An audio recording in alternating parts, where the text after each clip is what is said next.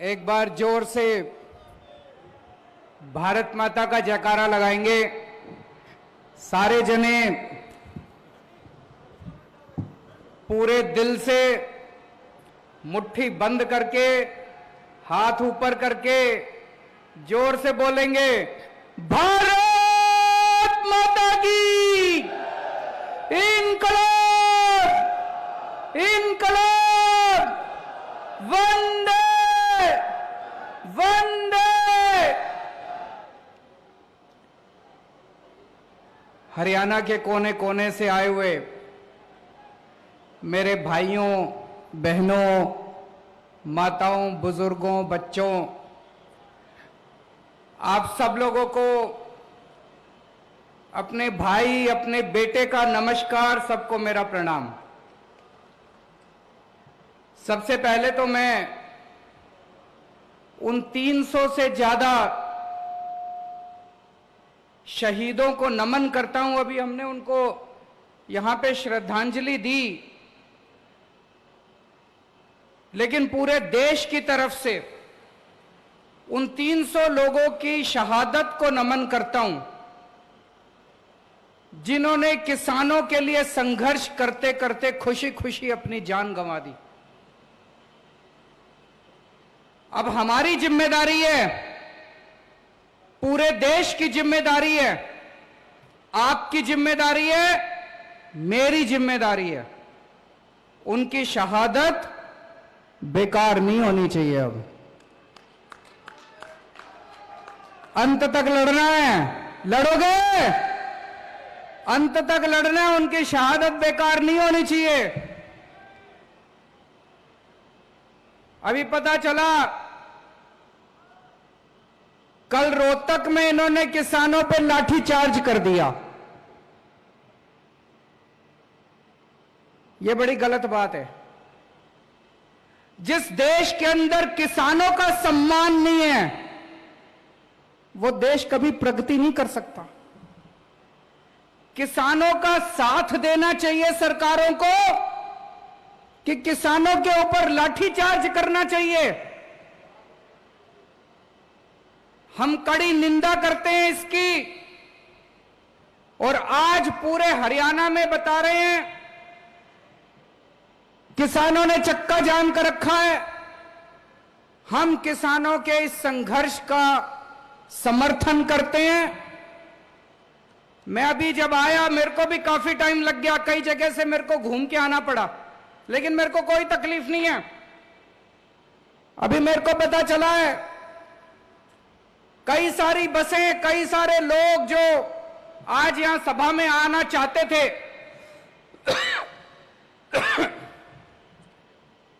वो जगह जगह चक्का जाम में फंसे हुए हैं। मैं उनसे माफी मांगना चाहता हूं कि हमें अब ये सभा शुरू करनी पड़ी, नहीं तो कई लोग जो 11 बजे के आके बैठे हैं उनको भी वापस जाना था। मैं तो आज आप ही के लिए आया था, आप कहते तो पूरा दिन भी रुक जाता उनके लिए, लेकिन मेरे को पता चला कि कुछ लोग अब जाने लग गए, तो मुझे लगा कि आपसे बातचीत करते हैं। उन लोगों से मैं माफी चाहता हूं जो लोग जाम में फंसे हुए हैं और अभी पहुंचने में असमर्थ हैं। दोस्तों, जब केंद्र सरकार ने तीनों काले कानून पास करे, पूरे देश के किसान दुखी हो गए, पूरे देश के। लेकिन सारे किसान ये सोच रहे थे कि कौन आगे बढ़ के संघर्ष करे, कौन आगे बढ़ के इसका बीड़ा उठाए। तब पंजाब और हरियाणा के किसानों ने आगे बढ़ के पूरे देश के किसानों का नेतृत्व किया। अभी थोड़े दिन पहले मैं पंजाब होके आया। पंजाब में भी किसान महापंचायत करी, पंजाब के किसानों का धन्यवाद करके आया। आज मैं हरियाणा में आया हूं, हरियाणा के किसानों का धन्यवाद करने के लिए कि पंजाब और हरियाणा के किसानों ने नेतृत्व करके इस पूरे किसानों के संघर्ष का नेतृत्व किया और देश के सारे किसानों की आवाज बुलंद की आप लोगों ने इन तीनों काले कानूनों के खिलाफ। सारा देश आपके साथ है। ये मीडिया वाले दिखाएं ना दिखाएं, चिंता मत करना। कोई कुछ भी कहे, चिंता मत करना। मैं तो आम आदमी से जुड़ा हुआ हूं। सारा देश आपके साथ है, सारे देश के किसान आपके साथ हैं। हो सकता है गुजरात का किसान दिल्ली के बॉर्डर पे ना पहुंच पाए, हो सकता है तमिलनाडु का किसान दिल्ली के बॉर्डर पे ना पहुंच पाए, हो सकता है असम का किसान दिल्ली के बॉर्डर पे ना पहुंच पाए, पर यह मत सोचना कि वो किसान आपके साथ नहीं है। रोज सवेरे इस देश का हर किसान दिल्ली के बॉर्डर के ऊपर बैठे हुए किसान के लिए प्रार्थना करता है, दुआ करता है कि हमारे संघर्ष में हमारा ये संघर्ष सफल होना चाहिए। सारे देश का किसान अपने साथ है, सारे देश का किसान आपके साथ है दोस्तों। और जब से यह संघर्ष शुरू हुआ है, पहले दिन से मजबूती के साथ हर कदम से कदम मिला के आम आदमी पार्टी, अरविंद केजरीवाल और मेरी दिल्ली सरकार किसानों का साथ दे रही है। कदम से कदम मिला के हम लोगों ने साथ दिया है।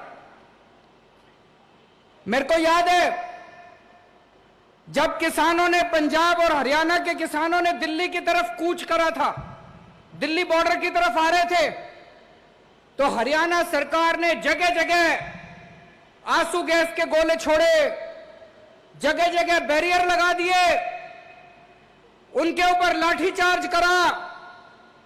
लेकिन हमारे किसानों की हिम्मत देखो, सरकारों के बुलडोजर पार करते हुए, आंसू गैस के गोले पार करते हुए, इनके लाठीचार्ज पार करते हुए हमारे किसान दिल्ली बॉर्डर के ऊपर पहुंच गए। तब केंद्र में बैठी बीजेपी सरकार ने एक षड्यंत्र रचा। केंद्र सरकार ने षड्यंत्र बनाया, चलो इन किसानों को आने दो दिल्ली। जब ये दिल्ली पहुंचेंगे तो केंद्र सरकार ने दिल्ली के 9 बड़े बड़े स्टेडियम उन्होंने सोचा इनको जेल बना देते हैं। और जैसे ही ये किसान दिल्ली में पहुंचेंगे, इन सारे किसानों को उठा के स्टेडियम में बंद कर देंगे, फिर बैठे रहना वहीं स्टेडियम में बैठ के करते रहना अपना संघर्ष। ये केंद्र सरकार ने षड्यंत्र रचा। पर भाई साहब, अपनी किस्मत अच्छी थी, कानून में लिखा था कि स्टेडियम को जेल बनाने की पावर दिल्ली के मुख्यमंत्री की है।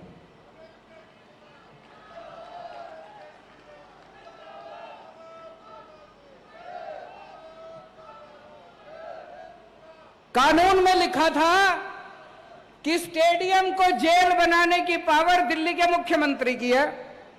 तो केंद्र सरकार ने फाइल भेजी मेरे पास, और भाई साहब फोन पे फोन आने लगे। इतना प्रेशर डाला इन्होंने, केंद्र वालों ने इतना प्रेशर डाला कि ये जेल बना दो, जेल बनाना बहुत जरूरी है, लॉ एंड ऑर्डर प्रॉब्लम हो जाएगी। धमकी भी दी उन्होंने मेरे को, तुम्हारी पावर खत्म कर देंगे, ये कर देंगे, वो कर देंगे। पर भाई साहब मैं नहीं माना, मैंने फाइल रिजेक्ट कर दी उनकी।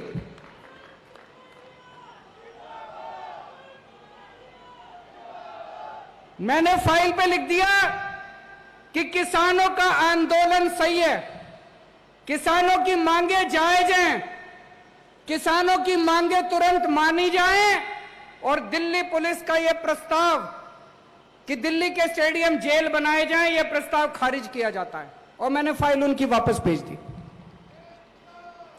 भाई साहब इतना नाराज हुए, ये इतना नाराज हुए मेरे से, इतना गुस्सा हुए, आग बबूला हो गए केंद्र सरकार, बीजेपी वाले। फिर मैंने अपने सारे विधायकों को बोला, अपने सारे सांसदों को, कि बॉर्डर पे जाओ, किसान बैठे हैं, उनकी जाके सेवा करो, आम आदमी की तरह जाना, टोपी पहन के मत जाना, झंडा लेके मत जाना, केजरीवाल का नाम मत लेना, आम आदमी पार्टी का नाम मत लेना, अपने को राजनीति नहीं करनी, बॉर्डर पे जाओ, किसानों की सेवा करो।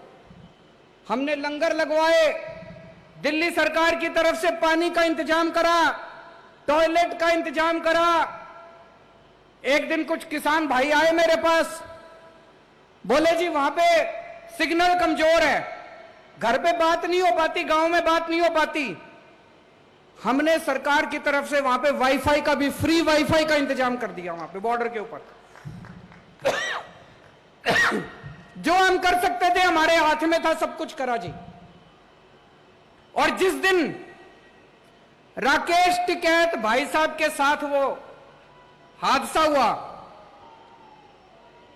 जिस दिन राकेश टिकैत 28 तारीख थी मेरे ख्याल से, 28 या 29 जनवरी की शाम थी, मैंने टीवी खोला, मैंने देखा राकेश टिकैत भाई साहब, उनकी आंखों में आंसू है, वो टीवी पे रो रहे थे। मेरे से रहा नहीं गया। पहले संजय सिंह जी को मैंने कहा, संजय सिंह ने उनको फोन करा, फिर मैंने राकेश टिकैत जी को फोन करा, मेरी उनसे फोन पे सीधी बात हुई। मैंने राकेश टिकैत जी को कहा, मैंने कहा भाई साहब आप दिल कमजोर करोगे तो फिर कुछ नहीं बचेगा, आप अपना दिल ठाडा करो, आप अपना दिल कमजोर मत करो, हम सारे आपके साथ हैं, सारा देश आपके साथ है, बताओ आपको क्या चाहिए। बोले जी ये योगी सरकार ने हमारी बिजली बंद कर दी, योगी सरकार ने हमारा पानी बंद कर दिया, योगी सरकार ने हमारे टॉयलेट बंद कर दिए। मैंने कहा चिंता मत करो, 1 घंटा दो, 1 घंटे के अंदर आपके लिए मैं भिजवाता हूं दिल्ली से।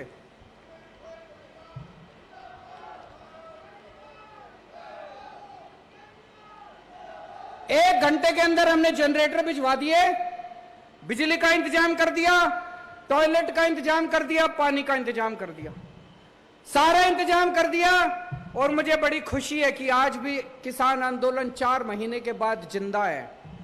अभी भी वो कुछ नहीं कर पाए, इसी वजह से वो इतने परेशान हो रहे हैं मेरे से, इसी वजह से इतने नाराज हो रहे हैं।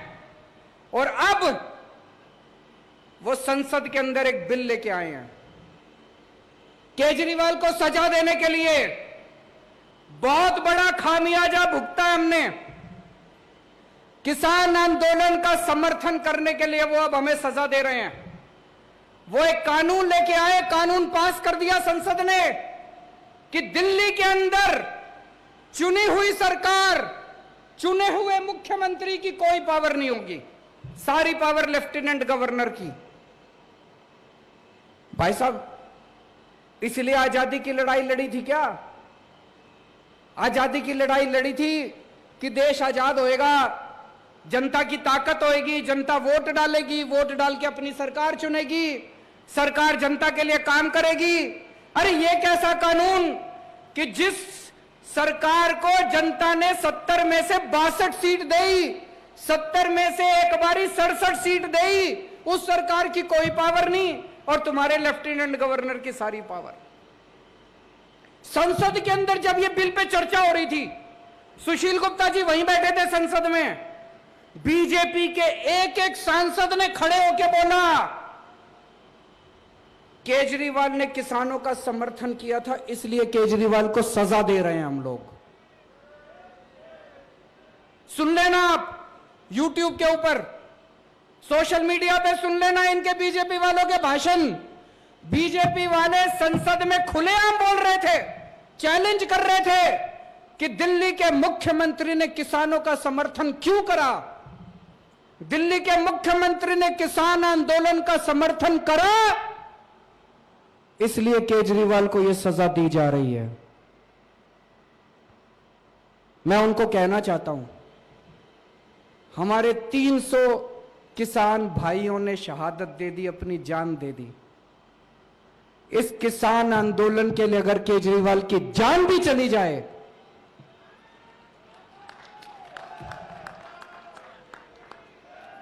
आपकी किसी सजा से नहीं डरते हम लोग। आज ये जो किसान आंदोलन है, हर भारतवासी का फर्ज है, हर देशभक्त का फर्ज है। जो कहता है मैं भारत से प्यार करता हूं, उसका फर्ज है कि किसान आंदोलन का साथ दे। जो आदमी किसान आंदोलन के साथ है वो देशभक्त है, और जो आदमी किसान आंदोलन के खिलाफ है वो गद्दार है, वो देश का गद्दार है।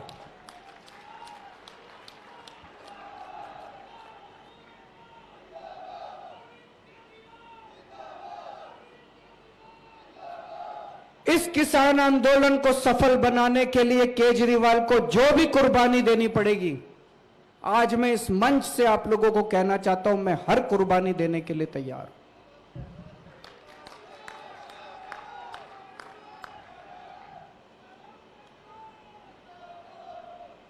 अभी परसों में सुशील गुप्ता जी से मेरी फोन पे बात हो रही थी।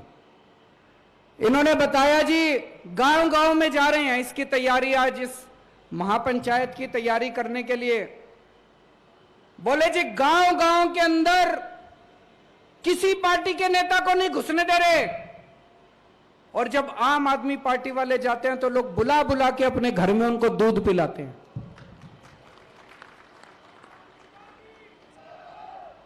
जिन गांव के अंदर दूसरी पार्टी के नेताओं का घुसना मना है, जिन इलाकों के अंदर दूसरी पार्टी के नेताओं को दौड़ा दौड़ा के भगाया जा रहा है, वहां पे आज आम आदमी पार्टी के कार्यकर्ता को इज्जत बख्शी जा रही है। पूरे देश के अंदर आज सब लोग एक ही बात कह रहे हैं कि आम आदमी पार्टी किसानों की पार्टी है। अगर किसानों का कोई भला सोचता है तो आम आदमी पार्टी सोचती है।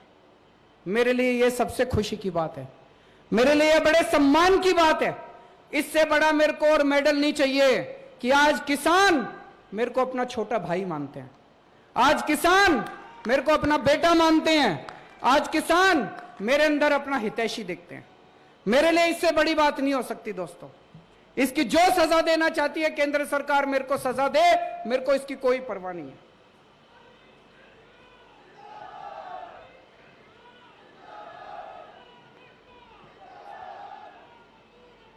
हम लोग राजनीति में आए थे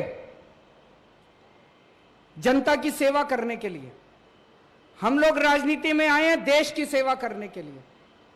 6 साल हो गए दिल्ली में सरकार चलाते हुए।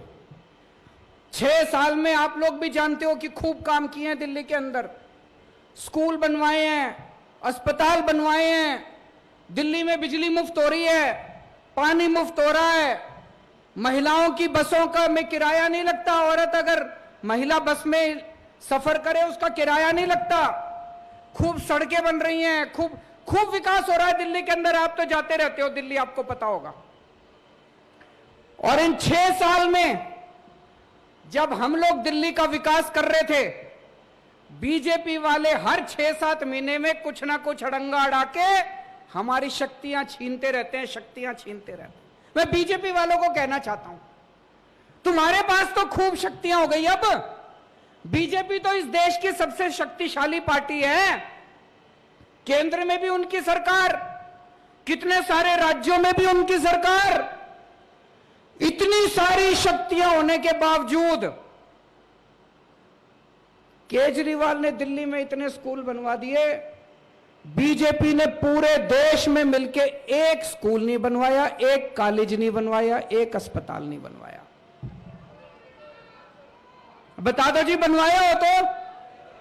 आप इतने जने आ रहे हो पूरे हरियाणा के कोने कोने से, आपके जिले में, आपके गांव में, आपके मोहल्ले में कोई स्कूल बनवाया हो? इन्होंने बंद जरूर करा दिए, कई स्कूल बंद करा दिए इन्होंने। गलत तो नहीं कह रहा भाई साहब?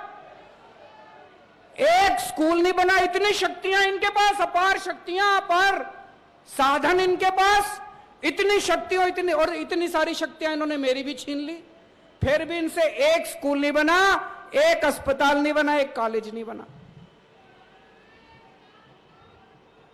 मैं इनको कहना चाहता हूं बीजेपी वालों को, स्कूल और अस्पताल बनाने के लिए, जनता की सेवा करने के लिए शक्तियों की जरूरत नहीं होती, नीयत की जरूरत होती है।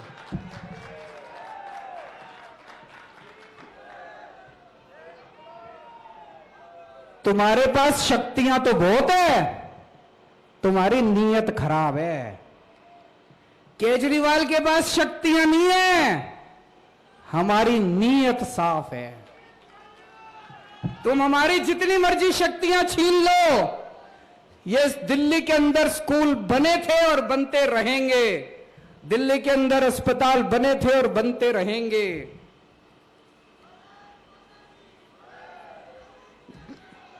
जितना काम ये बीजेपी के केंद्र सरकार और इनकी सारी सरकारें मिलकर 5 साल में जितना काम नहीं कर पाई, भाई साहब चैलेंज करता हूं, अकेले हम लोगों ने, हमारी सरकार ने दिल्ली के अंदर करके दिखा दिया उतना काम। आप पूरे देश में कहीं चले जाओ, तमिलनाडु चले जाओ, केरला चले जाओ, आंध्र प्रदेश चले जाओ, साउथ इंडिया चले जाओ, किसी भी आदमी को पकड़ के पूछ लो, भाई साहब दिल्ली में एक केजरीवाल है, उसने कुछ काम करा? किसी से पूछ लो, बताएगा हाँ जी स्कूल तो ठीक कर दिया। कहेगा कि नहीं कहेगा? आप कहीं चले जाओ पूर्वी भारत में, नागालैंड चले जाओ, त्रिपुरा चले जाओ, बंगाल चले जाओ, बिहार चले जाओ, किसी से आदमी को पकड़ के पूछ लो, भाई साहब दिल्ली में केजरीवाल ने उसने कुछ काम करा? कहेगा हाँ जी अस्पताल तो ठीक कर दिया। आप जम्मू कश्मीर चले जाओ, पूछो भाई साहब केजरीवाल ने कुछ काम करेगा? कहेगा हाँ जी बिजली फ्री कर दी उसने। आप गुजरात चले जाओ, पूछो केजरीवाल ने कुछ काम करा? बोला हाँ जी पानी ठीक कर दिया, स्कूल ठीक कर दिया, अस्पताल ठीक कर दिया। और आप पूरे देश में कहीं चले जाओ और पूछो बीजेपी ने कुछ करा 5 साल में? कहेंगे जी उन्होंने किसान बर्बाद कर दिए, व्यापारी बर्बाद कर दिए, यूथ बर्बाद कर दिया, युवा बर्बाद कर दिए, सबको बर्बाद करने के सिवा। भाई साहब इतने सारे आदमी बैठे हैं, अगर बीजेपी ने एक काम कराओ 5 साल में, इतनी शक्तियां, इतने एक काम कराओ, मेरे को बता देना जी कोई एक काम कराओ 5 साल में, कोई एक काम इन्होंने कराओ ढंग का। तो भाई साहब इनके पास शक्तियां तो बहुत है, नीयत खराब है। इन 75 साल में इस देश पे 2 ही पार्टियों ने राज करा, बीजेपी और कांग्रेस, 2 ही पार्टियों ने राज करा 75 साल में। आज देश की जनता पूछेगी कि अगर 5 साल के अंदर दिल्ली में स्कूल ठीक हो सकते हैं, तो 75 साल में बीजेपी और कांग्रेस वालों बताओ 75 साल में तुमने क्यों नहीं किए? आज देश की जनता पूछेगी कि अगर 5 साल के अंदर दिल्ली में बिजली 24 घंटे हो सकती है, फ्री मिल सकती है बिजली। भाई साहब दिल्ली में हर आदमी की बिजली फ्री कर दी, 24 घंटे कर दी। दिल्ली में अगर बिजली फ्री हो सकती है, 24 घंटे हो सकती है, तो बीजेपी वालों, कांग्रेस वालों बताओ तुमने 75 साल में क्यों नहीं करी? दिल्ली की जनता पूछेगी, इनसे सवाल पूछेगी, इनको जवाब देने पड़ेंगे। और ये सारे जने मिलके, ये सारे पार्टी वाले मिलके मेरे पीछे क्यों पड़े हैं? ये सारे जने मिलके मेरे पीछे इसलिए पड़े हैं, ये कहते हैं केजरीवाल भी हमारे जैसा हो जाए। इन्होंने 75 साल में सारे नेताओं ने, सारी पार्टी वालों ने मिलके केवल अपने घर भरे हैं, अपने घर भरने के सिवा कुछ नहीं करा। अगर मैं भी आज सत्ता में आने के बाद बदल जाता, आज भी आपके सामने वही केजरीवाल खड़ा है जो 10 साल पहले केजरीवाल था। इतना सा भी नहीं बदला मैं, उतनी ईमानदारी के साथ काम कर रहे हैं जो पहले काम करते थे। ये सारी पार्टियां चाहती है केजरीवाल भी हमारे जैसा हो जाए। ये चाहती है मैं भी अपना घर भी भरूं, थोड़ा मैं कमाऊं, थोड़ा इनको कमा के दूं।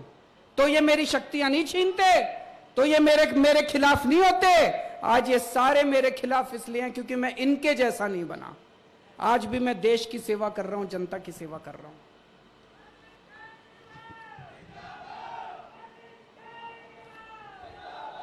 भाई साहब छोटे बच्चे होते थे हम, मास्टर पढ़ाया करता था कि दुनिया में 3 किस्म के देश होते हैं, विकसित देश, डेवलप्ड कंट्री जो अमीर देश होते हैं, विकासशील देश डेवलपिंग कंट्री, और अविकसित देश जो देश विकसित नहीं है। तो बचपन में पढ़ा करते थे भारत विकासशील देश है। तो मास्टर से पूछते थे जी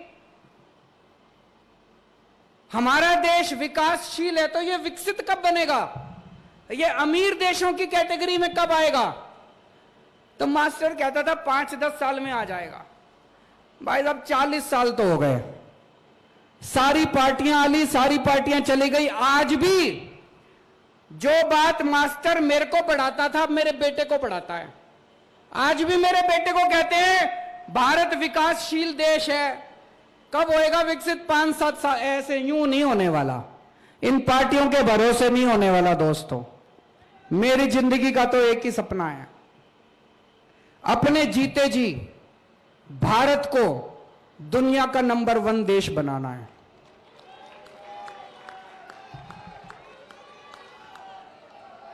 दिल्ली बदल के दिखा दी 5 साल में। 5 साल पहले दिल्ली का बुरा हाल था, आज दिल्ली की जनता इतनी खुश है और इतना प्यार करती है। पिछली बार 67 सीट दी थी, इस बार 62 सीट दी है। दिल्ली बदल के दिखाई है। अब मैंने तो भगवान से मेरी सेटिंग है जी, भगवान से मैंने सेटिंग कर रखी है कि इस पृथ्वी से मेरे को तब तक मौत नहीं आएगी जब मैं अपने भारत को दुनिया का नंबर 1 देश जब तक मैं ना देख लूं।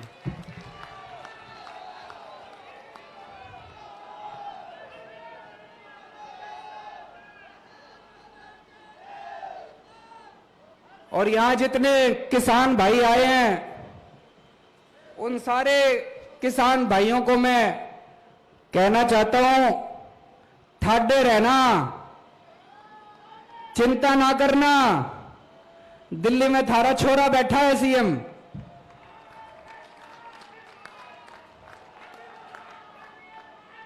अंत तक, चाहे कोई कीमत चुकानी पड़े, अंत तक किसान आंदोलन का साथ देंगे। और दोस्तों, मेरा दिल कहता है समय लग जाए, लेकिन किसानों की मांगों के सामने, किसान आंदोलन के सामने बीजेपी को झुकना पड़ेगा, केंद्र सरकार को झुकना पड़ेगा, इनका गरूर खत्म होगा। भारत माता की।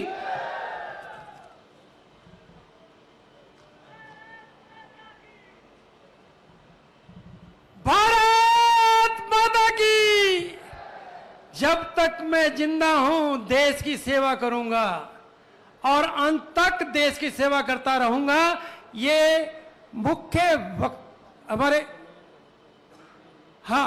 हमारे अरविंद केजरीवाल जी के विचार। भारत मेरी